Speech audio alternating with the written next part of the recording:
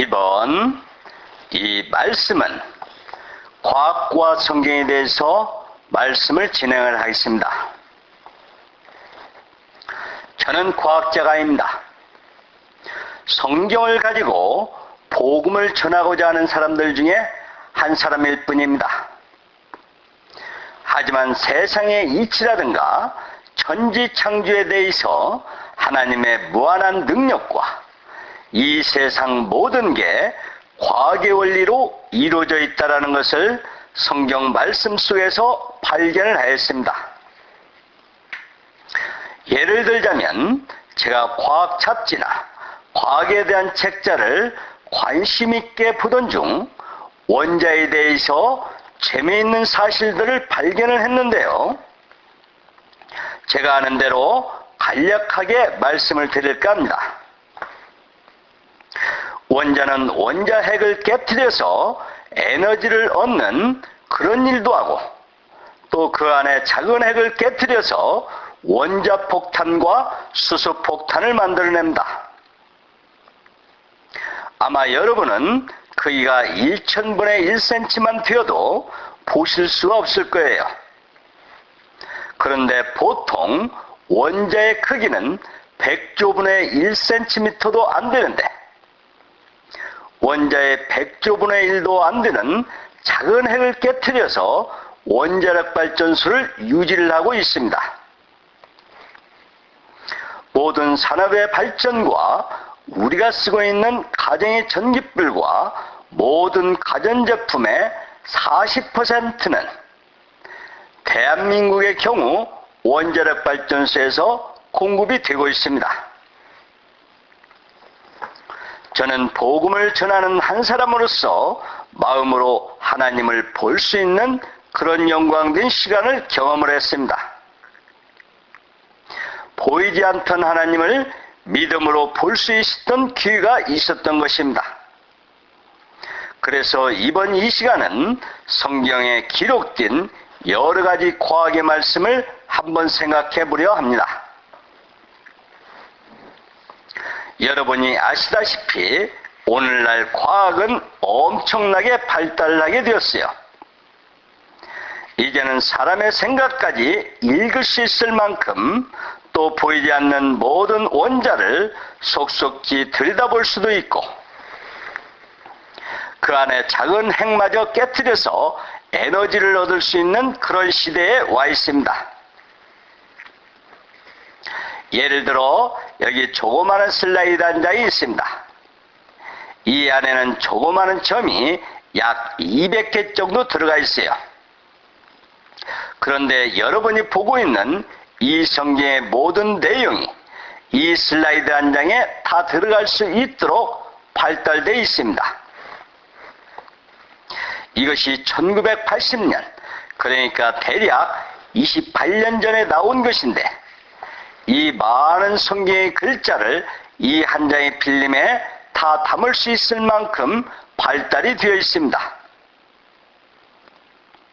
그러나 지금은 마이크로 테크놀로지라고도 하고 나노텍이라고도 하는데, 이 슬라이드 필름의 1000분의 1까지 작아져 있습니다. 지금은 성경이 1000분의 1 크기 사이즈에 다 들어갈 수 있다, 그 말이에요. 자, 성경 한 구절 보겠습니다. 창세기 1장 1절서부터 5절까지 보겠습니다.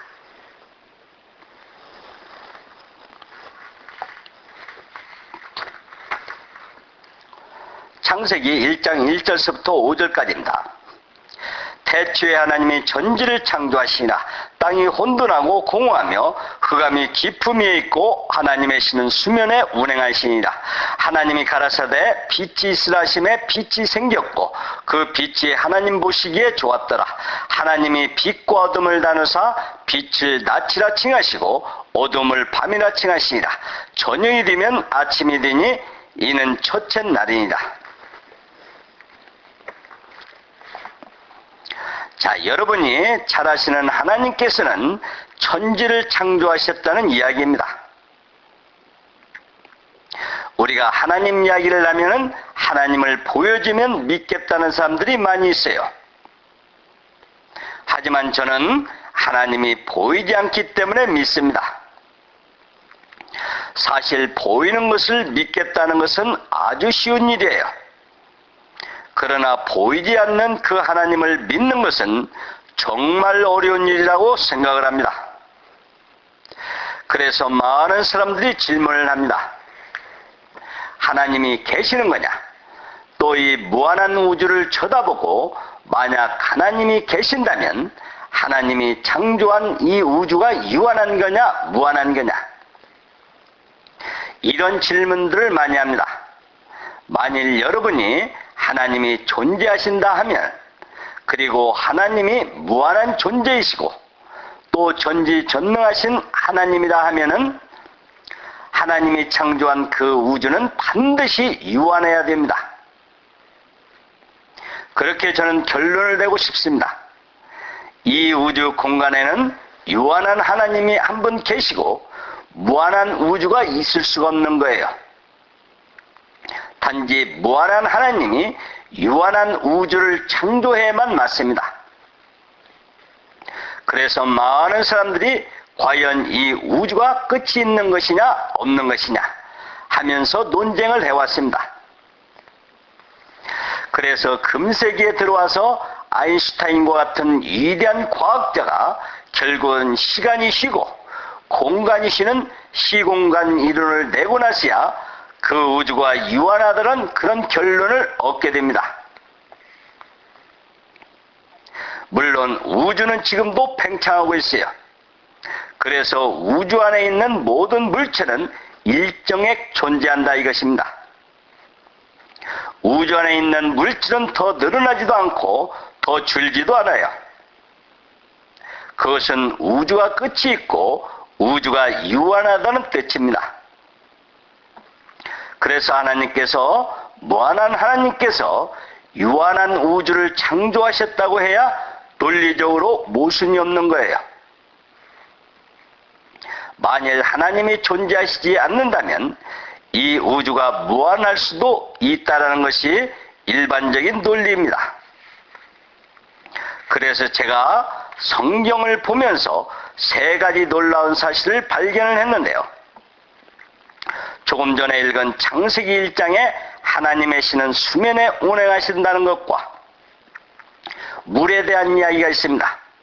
물은 어떻게 보면 우리에게 가장 가깝고 가장 간단하게 된 물질이지만 사실은 물처럼 신비하고 복잡한 것이 없어요. 이 우주 공간에 그만큼 물에 대한 신비함이 많습니다. 그리고 여러분이 창세기 1장을 읽어보면은 대부분 사람들은 이것은 가짜다, 엉터리다 라고 이야기를 합니다. 왜 그러느냐면 하나님께서 천지를 창조하셨는데 엿새밖에 안 걸렸다는 거예요. 그러면 하루가 24시간으로 봤을 때 24 곱하기 6은 144시간이라는 겨우 144시간밖에 안 걸렸다는 말로 도저히 믿지를 못하겠다는 것입니다. 우주 창조하시고 인간까지 다 창조하시는데 엿새가 걸렸다고 성경은 기록을 하고 있습니다. 그러니까 많은 사람들은 이건 새빨간 거짓말이구나 이렇게 결론을 내리고 있습니다. 그런데 이제 조금만 더 공부를 하면은 창세기 1장 1절 말씀이 사실이었다는 것을 알게 될 것입니다. 소위 아인슈타인의 상대성 이론처럼 길어졌다가 짧아졌다는 이론입니다. 하루가 1000년 같고 1000년이 하루 같다는 말씀이 있습니다. 여러분이 아마 깊이 주무시면은 1시간쯤은 눈 깜빡할 사이에 지나갈 것입니다. 그러나 똑같은 1시간이지만 잠이 든다든지 즐거운 시간을 보낸다든지 하면 우리가 어려운 일을 할 때의 1시간과는 엄청나게 다른 것이에요.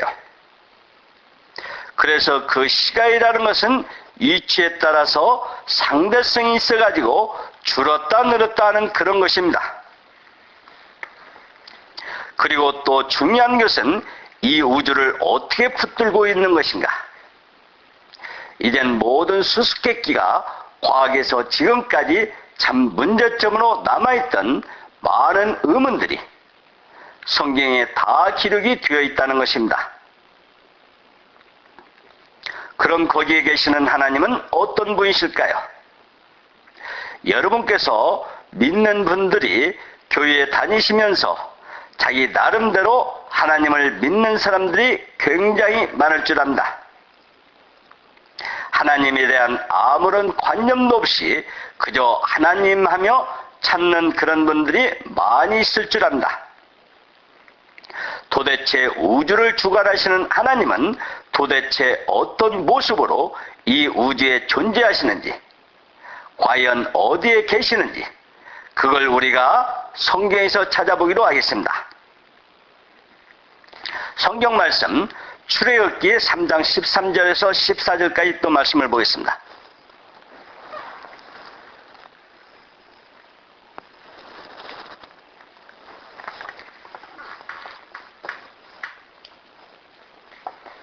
출애굽기 3장 13절에서 14절까지입니다. 모세가 하나님께 고하되 내가 이스라엘 자손에게 가서 이르기를 너희 조상의 하나님이 나를 너희에게 보내셨다면 그들이 내게 묻기를 그의 이름이 무엇이냐 하리니 내가 무엇이라고 그들에게 말하리이까? 하나님이 모세에게 이르시되 나는 스스로 있는 자라. 또 이르시되 너는 이스라엘 자손에게 이같이 이르기를 스스로 있는 자가 나를 너희에게 보내셨다 하라. 자, 여기서 하나님은 모세에게 이르시되 나는 스스로 있는 자라고 말씀을 하고 있습니다. 아마 하나님이 택한 모세 자신도 하나님이 누구냐 하고 물으니까 잘 몰랐던 것 같습니다. 그러니 내가 믿는 하나님이 누구냐 하고 물으니까 모세가 대답을 못했던 것 같아요. 그래서 하나님께 묻습니다. 하나님이 누구냐고 물으면 내가 뭐라고 대답을 해야 하리까? 하니까 하나님이 이르시되 나는 스스로 있는 자라고 말씀을 하고 있습니다. 그러니 모세가 하는 말이 이스라엘 자손들 앞에 모세가 이제 하나님은 나는 스스로 있는 자다 이렇게 대답을 했습니다.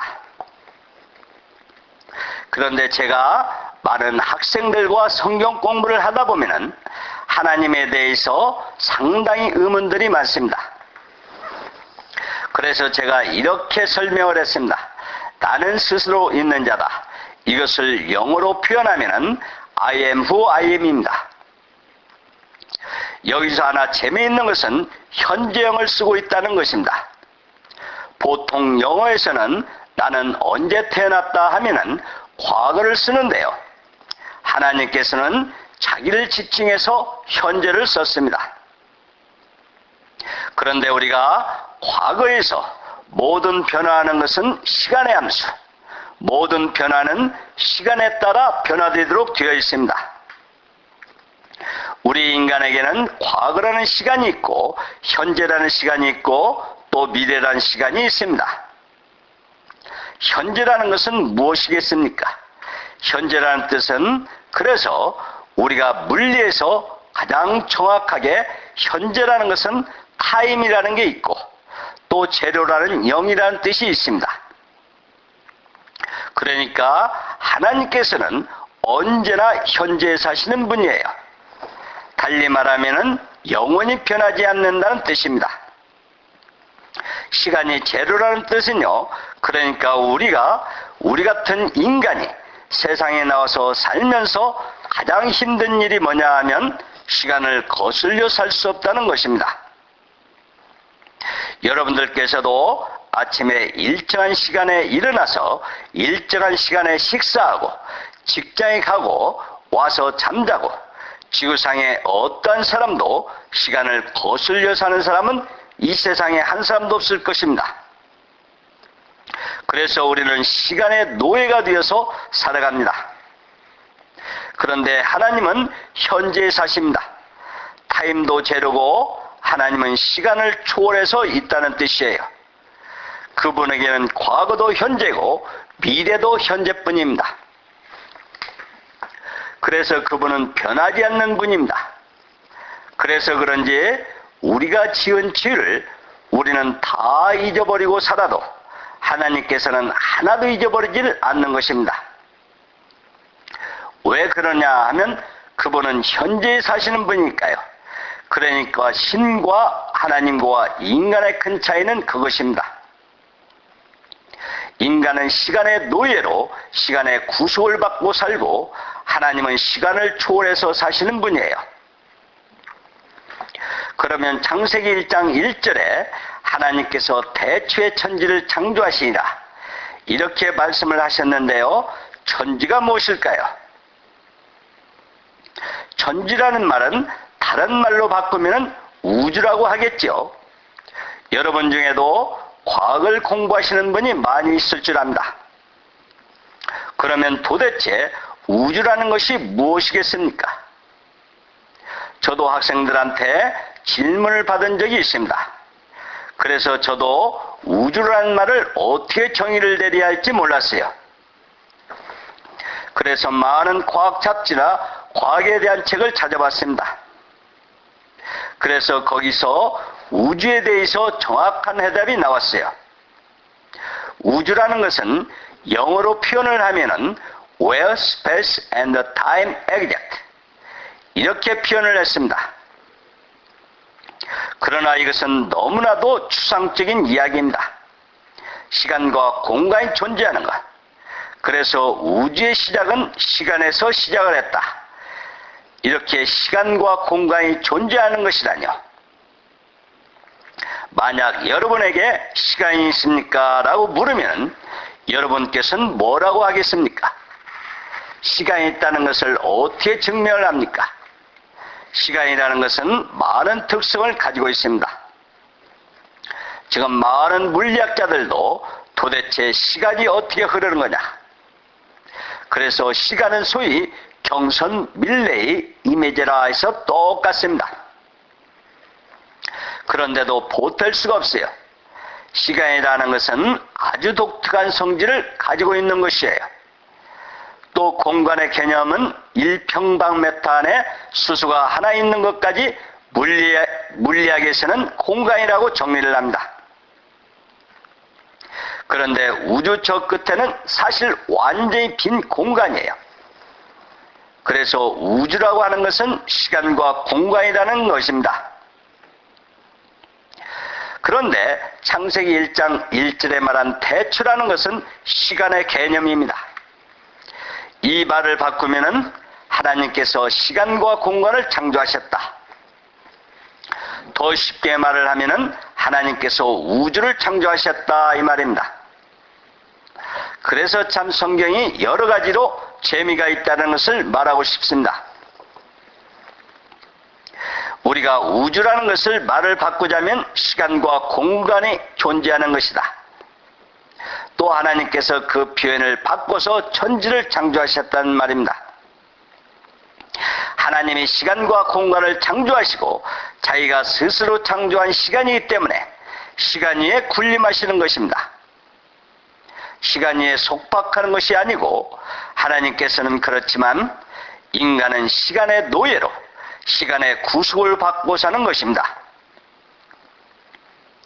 자, 그러면은 과학이라는 게 도대체 뭐냐면, 이 과학이라는 것은 크게 말을 하자면 우주가 연구 대상입니다. 과학의 대상은 그러니까 여기까지 다 포함해서 전 우주가 과학의 대상이 되고 있어요. 더 말을 바꾸면은 시간과 공간이 과학의 대상이에요. 우주라는 것은 시간과 공간이 존재하는 것. 그러니까 과학이라는 것은 시간과 공간에서 싸우는 것입니다. 그러니까 우리가 교통수단으로 비행기를 만들고 기차를 만들고 자동차를 만드는 것은 인간이 어떻게 하면 시간을 좀 더 짧게 쓸 수 있을까? 좀 더 많은 것을 적은 시간 속에서 좀 더 많은 것을 효과적으로 움직일 수 있고, 인간이 시간과 공간과 부딪혀서 부분적으로 싸워서 이기는 것이 소위 과학입니다. 또 컴퓨터는 수만 분의 1초도 계산이 가능합니다. 그것이 뭐냐면 결국은 인간이 과학에서 시간과 싸움에서 이긴 결과가 컴퓨터인 것입니다. 그러니까 과학이라는 것은 결국 시간과 공간의 싸움, 시간과 공간을 극복하기 위한 노력입니다. 그런데 과학이 가장 필요로 하는 것이 에너지라는 것입니다. 왜냐하면 모든 물건을 옮겨 놓는 데는 또 부셔서 만드는 데는 반드시 에너지가 필요하기 때문에 그렇습니다. 그래서 오늘날 모든 과학은 반드시 에너지를 통제함으로써 이루어지고 또 그것은 과학이 발달하면 할수록 거기에 따라서 상대적으로 오염이 늘어날 수밖에 없어요. 지금 우리가 이 교토 의정서 협약에 의하면 지구온난화 현상, 환경 문제, 이산화탄소 배출량을 감소시키기 위해 안간 힘들을 쏟고 있습니다. 이게 과학 문명이 만들어낸 온난화 현상은 이 지구의 대재앙입니다. 인간이 파괴시킨 이 자연 환경을 회복시킬 수가 없는 거예요.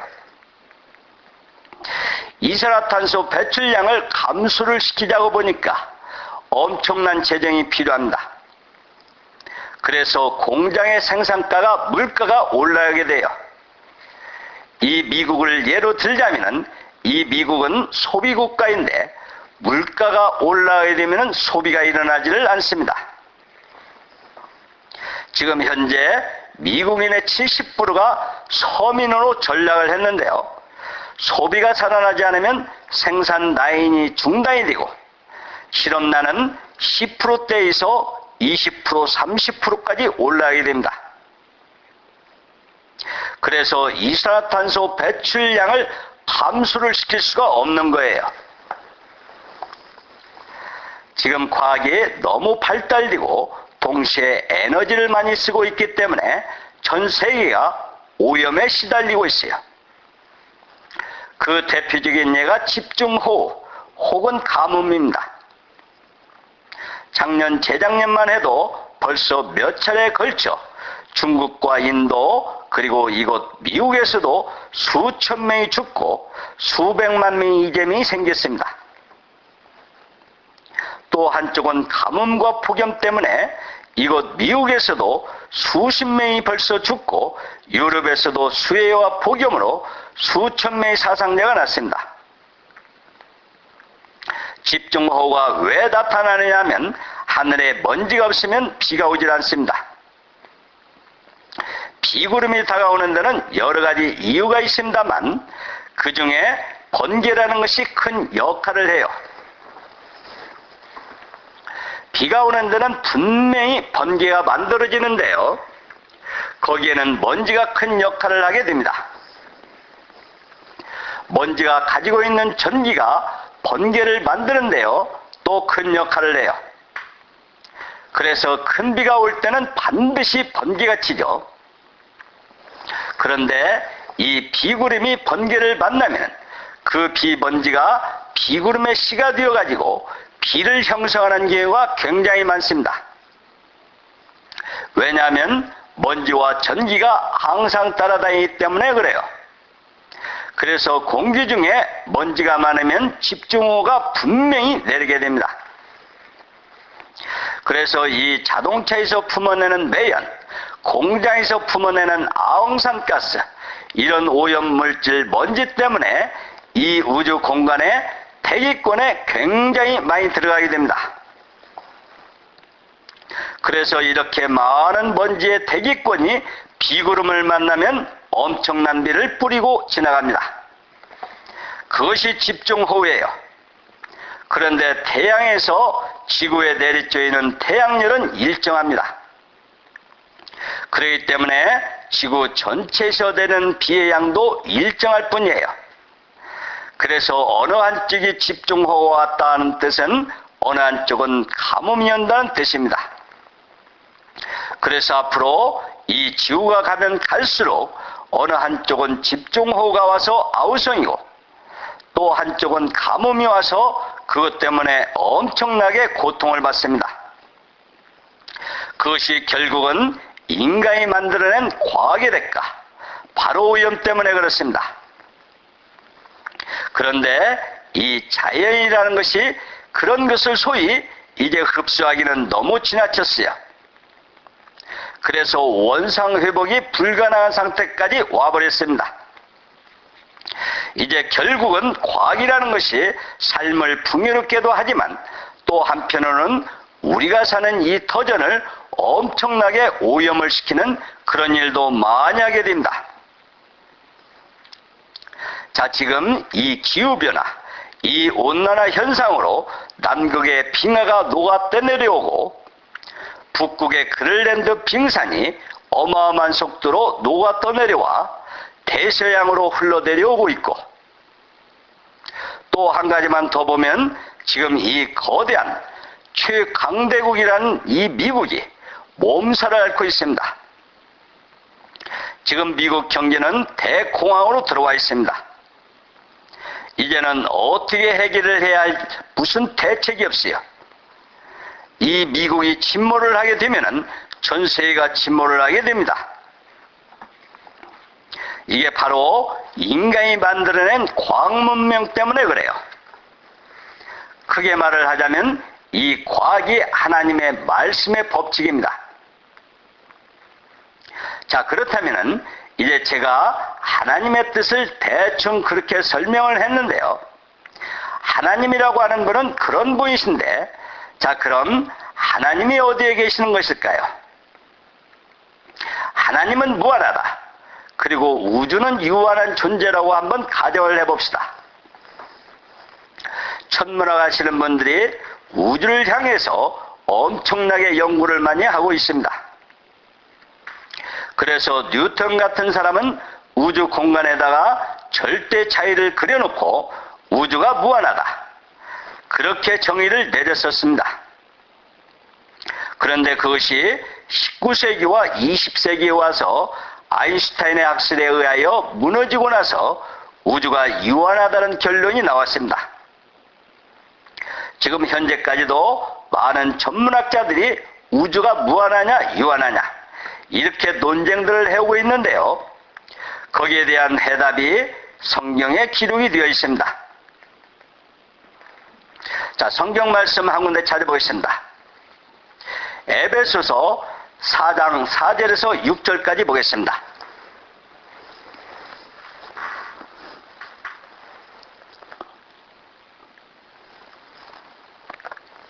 에베소서 4장 4절에서 6절까지입니다. 몸이 하나요 성령이 하나이니 이와 같이 너희가 부르심의 한 소망 안에서 부르심을 입었느니라.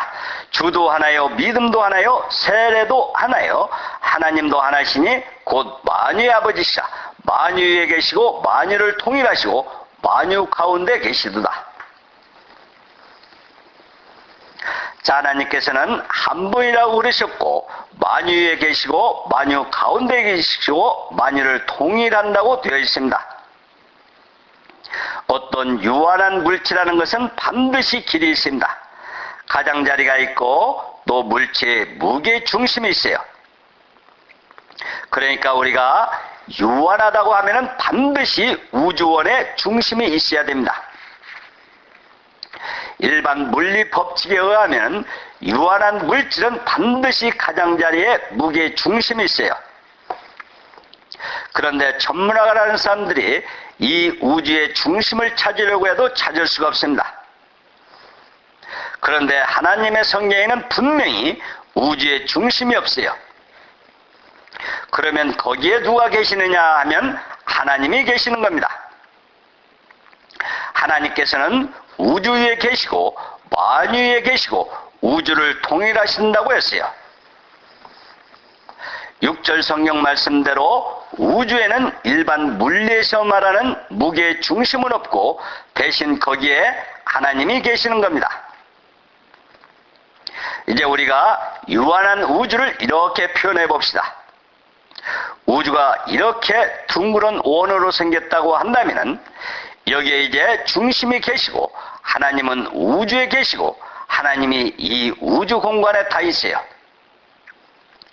하나님이 그래서 하나님은 우주에 계시고 우주 가운데 계시고 만유를 통일하신 분이기 때문에 우리는 이 안에 있기 때문에 하나님을 볼 수가 없는 것입니다.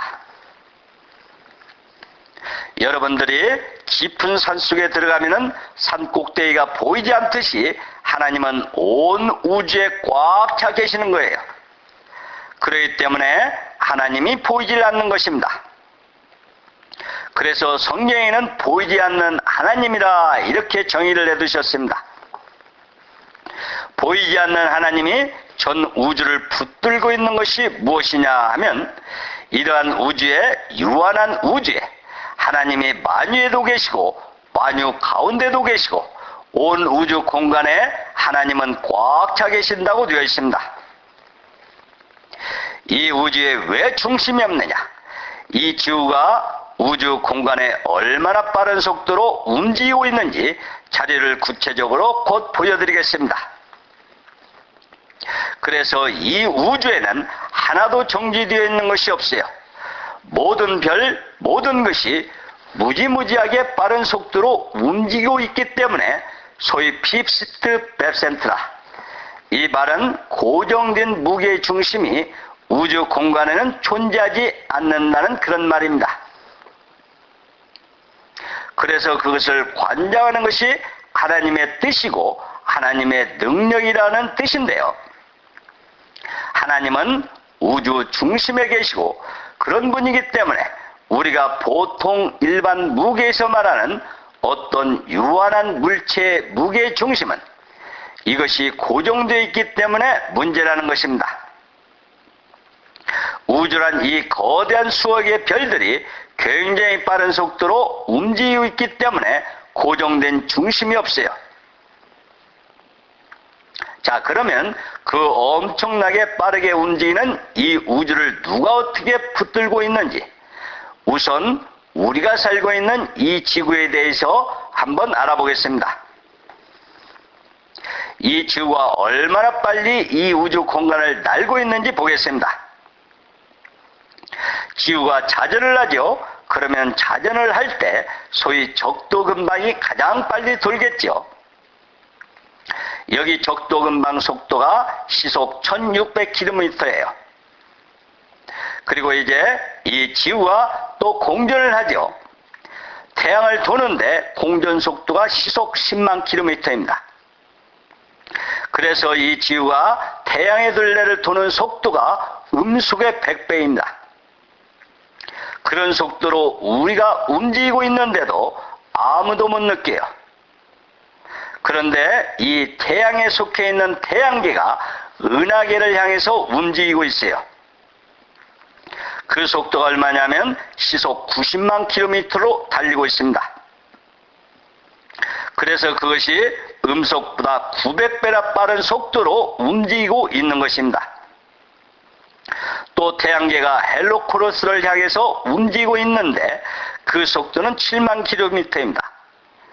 이것을 다 합하면 대략 시속 110만 km예요. 음속의 1100배나 되는 빠른 속도로 움직이고 있습니다. 그래서 우주에 존재하는 모든 별들이 거의 다 이런 속도로 우주를 달리고 있어요. 그렇기 때문에 이 거대한 우주의 모든 것이 다 움직이고 있기 때문에 고정된 우주의 중심이 존재하지 않습니다. 그래서 거기에 하나님이 계시는 거예요. 에베소 4장을 보면은 하나님께서 우주 중심에 있고 우주의 중심에 계시고 우주에 계시고 만유를 통일하신다고 되어 있습니다. 만유를 통일하신다는 뜻이 뭐냐 하면 우주의 모든 움직이고 있는 것을 다 관장하고 계신다, 그런 뜻입니다. 자기가 우주 공간에 계시면서 하나님의 능력 중에 두 가지의 능력이 있어요. 하나는 인간의 죄를 사하시는 소위 하나님만 가지고 계시는 능력이 있고, 또 여러분이 여러분의 엄청난 죄를 지었을 때 사해 주시는 능력이 있습니다. 그것은 하나님만이 하실 수 있는 것입니다. 또 하나는 이 우주를 붙들고 있는 그 만유인력, 우주가 우리를 붙들고 있는 힘을 만유인력이라고 합니다. 자, 성경 말씀 한 군데 찾아보겠습니다. 히브리서 1장 3절 말씀입니다.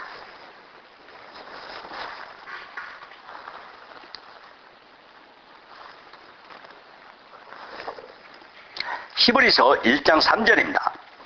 이는 하나님의 영광의 광채시요 그 본체의 형상이라. 그의 능력의 말씀으로 만물을 붙드시며 죄를 정결케 하시는 일을 하시고 높은 곳에 계신 위엄의 우편에 앉으셨느니라. 자, 여기 보시면 능력의 말씀으로 만물을 붙드신다고 되어 있습니다. 그러니까 우리가 소위 말하는 만유인력이라는 것은 하나님의 능력입니다. 그분의 능력이 말씀이에요. 제가 성경을 보고 세 가지 놀란 사건이 바로 이것입니다. 사실 여러분들은 너무 질서정연한 자연을 보면서 이걸 누가 도대체 만들었을까? 하나님이 만일 안 계신다면 수포 초자연의 힘이 있지 않았을까? 그렇게 막연하게만 생각을 하며 세상을 살아왔을 것입니다. 그런데 성경을 들여다보면 해답은 바로 거기에 있어요. 우주를 붙들고 있는 힘이 바로 자기의 능력이라고 하셨어요. 그의 능력의 말씀으로 만물을 붙드시며, 그리고 우주 중앙이 없는데 우주 중심인 하나님이 내가 거기 있다고 하셔서 내가 우주를 관장하고 있다. 그리고 또 죄를 정결케 하시는 일을 하고 있다고 하셨습니다. 하나님 말고 도대체 어느 누가 남의 죄를 정결케 하는 일을 할 수가 있을까요? 불교의 석가모니겠습니까? 회계의 마호메트겠습니까? 이 세상의 죄를 정결케 하실 수 있는 분은 하나님밖에 안 계십니다. 오직 하나님만이 하실 수가 있는 것입니다. 세상에서 가장 어려운 일이 죄를 사하는 일이에요. 그의 능력은 오직 하나님만이 가지고 계십니다. 또 이 물질의 세계, 이 우주를 붙들고 있는 것은 하나님의 능력, 곧 하나님의 말씀이라는 뜻입니다. 자, 우리가 짧았지만 그동안 과학과 성경에 대해서 공부를 했습니다. 다음 시간은 이스라엘 회복에 대해서 공부를 계속하겠습니다. 이상입니다.